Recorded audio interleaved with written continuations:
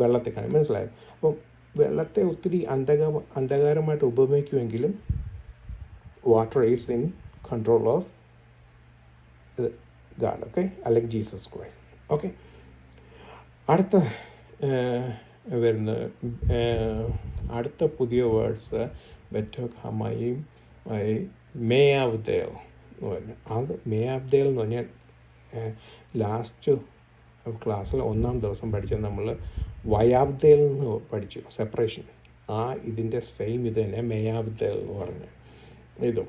Okay, അപ്പം മേയാവ്ദേൽ നമ്മൾ separation ഞാൻ ലാസ്റ്റ് വീക്കിലേ പറഞ്ഞു സെപ്പറേഷൻ. അപ്പോൾ സെപ്പറേഷൻ അടുത്ത ഒരു എക്സാമ്പിൾ തരാമെന്ന് പറഞ്ഞാൽ പിതാവാം ദൈവം അബ്രാമിനെ കൽദയുടെ പട്ടണത്തിൽ നിന്ന് വിളിച്ചിറങ്ങിയപ്പം ഒരാൾ കൂടെ ഉണ്ടായിരുന്നു. ആരായിരുന്നു?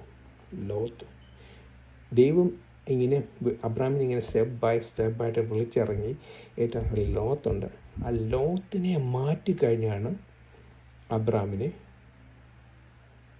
ഇത് ചെയ്ത് കവനൻ്റ് നൽകി, ഞാൻ ജാതികളുടെ പിതാവ്. വായ് അബ്രാമിനെ ദൈവം തിരഞ്ഞെടുത്ത അബ്രാമിനാണ് കൂടെ. കാരണം separate, it need to be separated. മനസ്സിലായി? അതാണ് വിശുദ്ധിയുടെ വേർപാടിൻ്റെയും ഇത്. കഴിഞ്ഞ ആഴ്ച നമ്മൾ പറഞ്ഞ സെറ്റ് അപ്പാർട്ട് എന്ന വാക്കിനെ പറ്റി പഠിക്കും. അതിനെപ്പറ്റി ഒത്തിരി കുറച്ചൊക്കെ നമുക്ക് ശ്രദ്ധിക്കാം. വിശുദ്ധി വരുമ്പം എല്ലാവർക്കും പേടിയാണ്, കാരണം പ്രശ്നങ്ങളുണ്ടാവും. It's simple. ഒരാളുമായിട്ട് അകന്ന് നിന്നിരിക്കാനല്ല പറയുന്നത്, മനസ്സിലായി? സെപ്പറേറ്റ് ചെയ്യാനല്ല. സെപ്പറേഷൻ കോൺഫ്ലിക്റ്റും അല്ല. സെപ്പറേഷൻ എന്ന് പറയുന്നത് ഒരു കോൺഫ്ലിക്റ്റ് അല്ല. സെപ്പറേഷൻ എന്ന് പറയുന്നത് എന്താ? ക്ലാരിറ്റി എന്ന് വെച്ചാൽ നമ്മൾ ഒരു സ്ഥലത്തായിരിക്കും. അതിനെപ്പറ്റിയാണ് ഞാൻ എൻ്റെ ജോലി സ്ഥലത്തെ ഒരു ആളുടെ എക്സാമ്പിൾ പറയാനിടയാക്കി. ഒരു വെജിറ്റേറിയൻ, ഒരു ഹിന്ദു ആയിട്ടുള്ള ഒരു വെജിറ്റേറിയൻ ആളെ പറ്റി പറയാനിരിക്കും.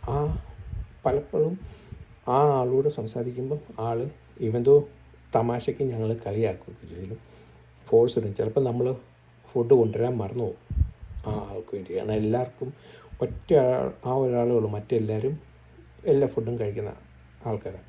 അപ്പോൾ ചിലപ്പം കൊണ്ടുവരാൻ അങ്ങ് മറന്നു പോകും. മാനേജ്മെൻറ്റ് എപ്പോഴും കരുതും, പക്ഷേ ഞങ്ങൾ ബർത്ത്ഡേ ഒക്കെ വയ്ക്കുമ്പം കൊണ്ടുവരാൻ മറന്നു. പക്ഷേ ലാസ്റ്റ് മിനിറ്റ് എങ്ങനെയൊക്കെ ഞങ്ങൾ ഒപ്പിക്കും.